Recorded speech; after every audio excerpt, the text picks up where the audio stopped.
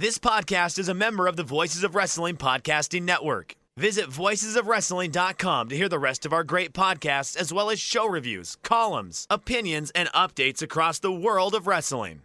And I say, hey, what a wonderful kind of day.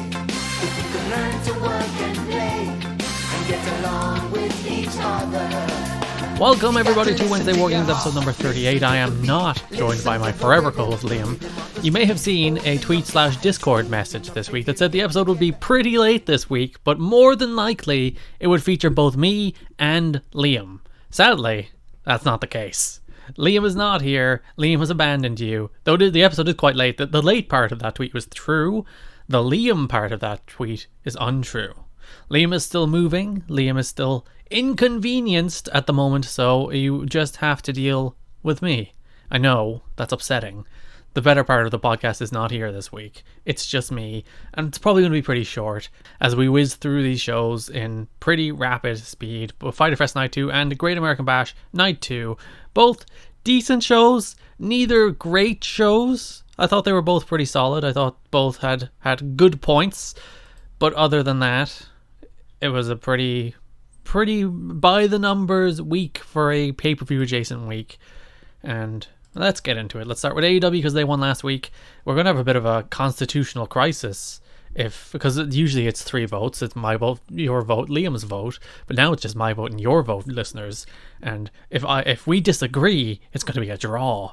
Though something tells me we probably won't disagree. AEW opened with Hangman Page and Kenny Omega defeating Private Party to retain the AEW World Tag Team Championships. A solid match, a decent match, slightly worse, I would have said, than the Best Friends match last week, which I didn't love either. So I was like, this is a solid, middle-of-the-road, good match that you'll never think about again in your life.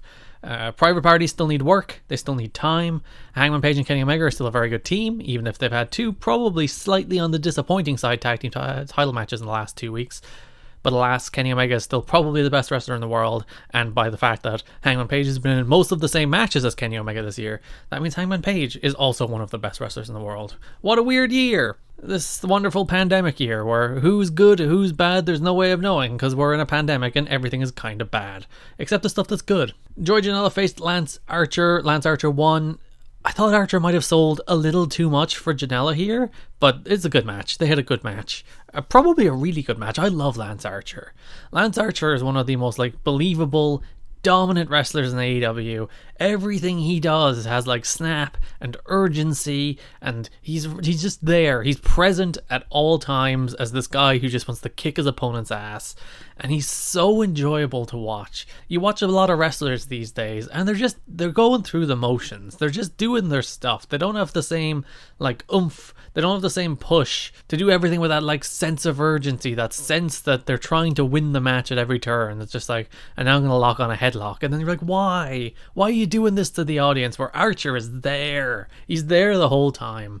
Sonny Kiss got involved. Archer actually threw Sonny Kiss into the ring at the start of the match. 450 splash, kick out. 450 splash from Sonny Kiss, by the way, not from Joey Janela. Archer eventually hit a blackout through a table at ringside and then pinned him. Archer, the best thing on this show. Legitimately, he might be the best thing on AEW Dynamite. I love Lance Archer so much. He's so good on the show. Taz unveiled the FTW Championship, presented it to his client Brian Cage. I hate this. I really hate this. I hate the way they're making wrestlers kind of weird offshoot versions of their managers, or at least they're tethering the wrestlers to the nostalgia of their managers. Cody is basically a walking WCW tribute act. A ton of what Lance Archer does is based around the snake. There was even a freaking snake interference spot in the match against Joey Janela in the last match, and the entire build to Cody and Archer was freaking based around Aaron Anderson and Jake Roberts, and plus that snake spot with Brandy Rhodes. And now Brian Cage is just some weird mini-me Taz. He does the Taz catchphrase. He comes out to music inspired by Taz. He now has Taz's fake title, and I'm just stop making Brian Cage some kind of weird offshoot Bush League version of Taz. They're not the same wrestlers. They shouldn't be doing that. It was bad when they decided to do that with Samoa Joe in 2009 in TNA, and it's bad deciding to do that with Brian Cage in 2020. Plus, the FTW title is something nobody really cares about. Let's not pretend that that's relevant in 2020. Let's get ECW and 90s nostalgia out of here. I have no objection to these people being managers. I think Taz is a great promo, and Brian Cage is a guy who needs someone to cut his promos for him. So you either do one of two things with Brian Cage: you make him a silent killer, or you give him a manager. I have no problem with them giving Taz as Brian Cage's manager. But making Brian Cage all about Taz's nostalgia is so bad. Stop doing it. Make Brian Cage his own man. Taz should be there to amplify who Brian Cage is, not dictate it. Cage and Moxley's next week. I'm interested to see how they do that match, and whether, like, they'll go for a cheap finish. It's in their DNA. They'll try and get too cute with it. But I'm not sure what they'll do, because Brian Cage shouldn't be losing clean. You shouldn't have booked this match this early, but they did. So we'll see how that goes.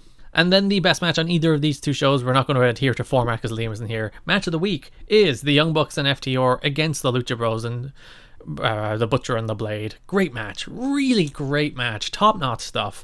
The Lucha Bros have this like chaotic energy. It's the opposite of Private Party, where Private Party have this kind of weird sloppy chaos, whereas Lucha Bros can have that same sloppy chaos, but it works. It has this like tangible, kinetic energy that you feel every bit of momentum that they build up. It's just chaos in the best kind of way, and they're sorely missed on this show, especially Phoenix. Like, Phoenix is one of the best wrestlers in the world. He is one of the most entertaining wrestlers in the world to watch, and he is a gift on this show. Him and Nick Jackson did a spot where they did the rope spot where they pull each other up into the rope, and then he did a Frankensteiner. They occasionally do that into a Spanish Fly as well, and they leapt to the top of the ropes at the same time, and I was like, the balance and timing required to do that is absolutely mind-blowing. Like, seriously.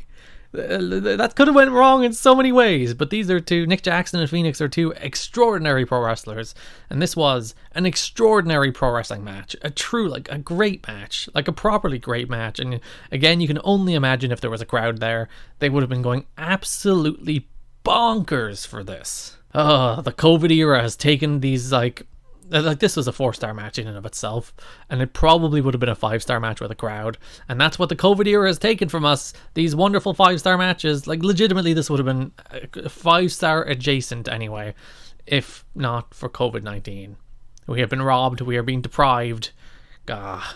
It's the least of the troubles of the world right now, that wrestling, which didn't even stop for a second for COVID, is a little worse than it should be. But still, I'll complain nonetheless. Nyla Rose had a squash. She has a big announcement that she has a manager too. Didn't say who it is. We'll find out. Lots of managers in AEW at the moment. Colt Cabana was backstage being interviewed, and he had this giant bruise like all over his body, and it's like, did you get caught in a meat grinder? What happened to you? But the Dark Order and Colt Cabana defeated SCU, furthering the story that they're telling, that Colt Cabana is adjacent to the Dark Order and might be joining, ? I don't think he will, because that's a really weird fit. But that's the story they're telling, and that's the direction they're going. I assume probably building to a Brody Lee against Colt Cabana match at some stage or another. And that brings us to our main event. Chris Jericho defeated Orange Cassidy with the Judas Effect in a really good match. Again, this match would have been probably something special with an audience, but without one, I think it was just a really good match. Just a really good match, mind you. God forbid. No, it wasn't quite great, and they hyped it up as like the best match of Chris Jericho's career and one of the best TV matches you'd ever see, and it wasn't even the best match on this television show. Never mind one of the best TV matches you'll ever see in your life. So that's AEW keep doing that. It's like, save your hyperbole for when it's true, otherwise people won't believe you. Like, this match got massacred against the NXT main event in the ratings, and I'm not going to say, I think a little part of it is because AEW's hype machine has built up the Jon Moxley against Jake Hager match as, quote unquote, the best empty arena match that you're ever going to see in your life, and you're like, no. In fact, it was one of the less enjoyable empty arena matches you'd ever see in your life. I think AEW have lost a little bit of promotional trust. Like, people, when they say something, I don't think people believe them, and that is a problem. You gotta save that hyperbole, those superlatives, until they actually count. Otherwise, people just won't believe you, and then people won't tune in. But Jericho won. They did baseball bat shots, kickouts. Best Friends and LAX got involved, but eventually Orange went for the Superman punch. Jericho sidestepped it and hit him with the Judas effect, and Jericho defeated Orange Cassidy. I think Jericho needs to go away for a while, because like Inner Circle are in this weird space at the moment where obviously Sammy is missing because he's suspended, and then Hager and LAX just keep losing, and then Jericho feels a little overexposed. So I feel like if Jericho went away for a while, he'd be better off coming back in like 2 months, a little rejuvenated, a little refreshed, and feeling a little less overexposed on this television show. But that's AEW Dynamite, a pretty good show. I thought main event was good. The 8-man tag was excellent. And then a lot of other stuff the show was pretty good, but nothing special or nothing particularly memorable. Which takes us to WWE NXT, which opened with Candice LeRae against Mia Yim in a street fight. Candice LeRae, if you read my Voices of Wrestling predictions, I said she needed the win more, and she won. So there you go. It was your standard WWE street fight, like tables, kendo sticks, chairs, tables, you know, every WWE street fight you've ever seen. But it was intense and fun, and they did spears through tables, and a swinging neck breaker off the top, which had a table on top of it, onto some chairs. They worked hard. They had a decent match. I'm not sure where they go next from here, because Io against Tegan Knox is next week. Candice LeRae is probably not going to face the winner of that, because the winner of that should be Io Shirai. So maybe a little Candice LeRae against Rhea Ripley feud. I don't think that would go astray, particularly Rhea Ripley, who probably needs something a little meaningful at the moment after the bizarre Robbie E feud. So yeah, maybe Rhea and Candice for a while. I think that would help both of them to kind of find some purpose on the show. But yeah, good opener. Bronson Reed squashed Tony Nese. Well, not quite squashed, but more or less. The intent was more or less a squash, but yeah. Then we go backstage where Shotzi Blackheart was turning down Robert Stone, and then Shotzi ran over Robert Stone with her tank. It's weird to see like full-on Robbie E comedy on a wrestling show again. It's been a while. Like if you watch TNA through the aughts, what do we call the 2010s? Whatever we call the 2010s, from 2010 to 2017, not 2020, he left in 2017. From 2010 to 2017, there was a lot of Robbie E comedy on Impact, and not a lot of it was particularly good, but here it is on NXT. It's very strange. I don't understand it. Johnny Gargano defeated Isaiah Scott. Good match, enjoyable match. Scott's one of those guys who they gotta find something for him. He's one of those guys who's been on this show, having matches since the show's been on USA, but he's never had a meaningful story, and he's never had a meaningful push. And like, he probably should have lost to Johnny Gargano here, and he did. But God, they gotta find something for Isaiah Scott. They gotta give him something that he can sink his teeth into, and not just be a guy who shows up and loses most of the time. But Gargano won, probably setting up Gargano and Keith Lee again at some stage, you would imagine. I wonder what else could they do with the Johnny Gargano? Who else could they program him with? Like, a program with Scott would be fine, but they just had to beat him clean, so where do you go from there? I don't know, but it was a good match. It was an enjoyable match. I like this match a lot, actually. I enjoy Johnny Gargano as a heel. I'm surprised how much I enjoyed Johnny Gargano as a heel. He's just like, he's really good. He's much better as a dork you're supposed to think is a dork than a dork you're supposed to think is cool. That goes much better for him. Honestly, disappointed in the Legado del Fantasma against Drake Maverick and Breezango match. I was expecting more from this, and they worked a very traditional 6-man tag where like they did a little flurry in the middle, got the heat, and then went straight to the finish. And I was expecting some like wacky DJZ stuff and some wacky Raul Mendoza stuff, and Spud showing tons of fire, and it just wasn't really there. Like, it built to a Spud hot tag. Spud got the hot tag and was put down with the Phantom Driver within like 2 minutes, and that was the match. I was disappointed in this, because like the thing I'm most excited for with Legado del Fantasma is a potential trios match. Like, all these potential trios matches should be interesting. Put them against Undisputed Era. Put them against just a bunch of wacky people on the NXT roster and deliver something interesting. But this match was not that. And if all of their trios matches are like this, I suddenly lose a lot of interest in Legado del Fantasma. But yeah, this was disappointing. I don't know how they get to a Maverick against Phantasma match, because like Phantasma beat him here, Phantasma beat him up twice. So like, what are they building to here? How do you get Spud into that number one contenders position? I don't know the answer to that question.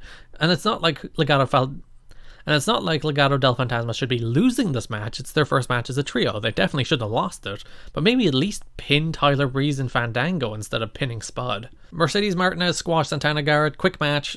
Martinez won. Solid match, but it was mostly just a squash. I think she's welcome in this division, And like Io's a heel. They're pushing too many heels at once. They have like Tegan Nox, Io Shirai, Mercedes Martinez, and the other one who won the match, Candice LeRae. There we go. They all have those. They have all those heels. They're kind of being pushed at once. But Io's a heel, and the only baby face is like Rhea Ripley. So we'll see how that works out. Next week we will have Damian Priest against Cameron Grimes and Io against Tegan Nox. Which brings us to our main event. Keith Lee defeated Adam Cole to win the NXT World Championship in a good match, but nothing special. Nothing that you'll be like, this is one of the greatest NXT Championship matches of all time, because it wasn't. I thought it was a good match, not a great match. But Keith Lee winning was the only decision they could possibly have made, and they made it. Keith Lee is now double champ. He's NXT and NXT North American champion. And this is where NXT hits a problem, because Adam Cole should be moving up or moving on. So they either have to, I think, break up Undisputed Era and spend some time doing a big Undisputed Era split, maybe with a big Adam Cole against Kyle O'Reilly or Adam Cole against Roderick Strong feud, or they call Undisputed Era up as a foursome, as all four of them go up to the main roster, which is a big blow to NXT's roster. So I'm not sure what you do there. Adam Cole needs something new. He needs something fresh. He needs something interesting. Honestly, they've overstayed their welcome on NXT. They should have moved up probably 6 months ago, but you know, NXT needs stars. They're in a ratings war. They need to have their hottest acts on the television show. But then, like, what does NXT do next? Because like Karrion Kross is waiting in the wings. That's, I assume, Keith Lee's first program. They showed him watching the title win here. I'm not sure how you do that, because you shouldn't have Keith Lee lose the title. Maybe you have Kross beat him for the North American title, though I'm not sure how you finagle that. We'll see how that works out. And they can probably kill some time with a big Keith Lee against Finn Balor program, because that's a fresh match and Balor's a big star. But after that, I don't know what you do. I don't know where you go after that. Like, Dexter Lumis isn't a star. They have very, like, the Grimes and Priests and Scotts of this brand aren't ready for those big main event positions. They haven't been pushed like main event players, so they're not ready to step up. So NXT's biggest problem now needs to be restocking that like mid-card level of people who can step up to challenge Keith Lee, because like Matt Riddle has moved on. He didn't get the big NXT crowning moment. He moved on before he could, and now I don't know what they do. Because, like, those are the people they should be pushing. The likes of Phantasma, the likes of Isaiah Scott, the likes of Trevor Lee, the likes of Damian Priest. Those are the people who should be stepping up into those positions, but I don't think they're ready to yet. Certainly not from a push perspective, probably are from a talent perspective. We'll see how that works out. That's the next big NXT project, but for now, they had a nice moment. Keith Lee winning the championship, double champion, good night for NXT. I thought AEW was a better show on the whole. They had a better match, and I think they had a more consistent show, but this was a much better episode of NXT than last week's. So at least NXT has that going for them. As I said, match of the night was the FTR and Young Bucks against Butcher and the Blade and Lucha Bros match, and show of the night, AEW. Better show.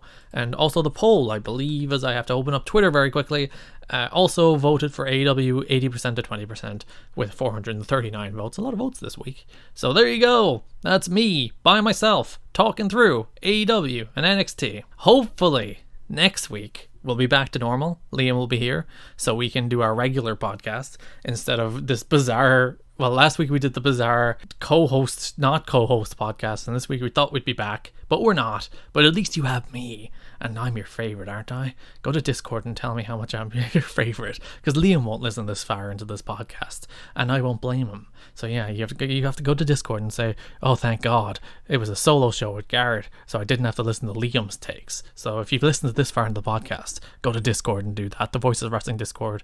I think you can find a link on voicesofwrestling.com. Anyway, thanks for listening, and bye-bye.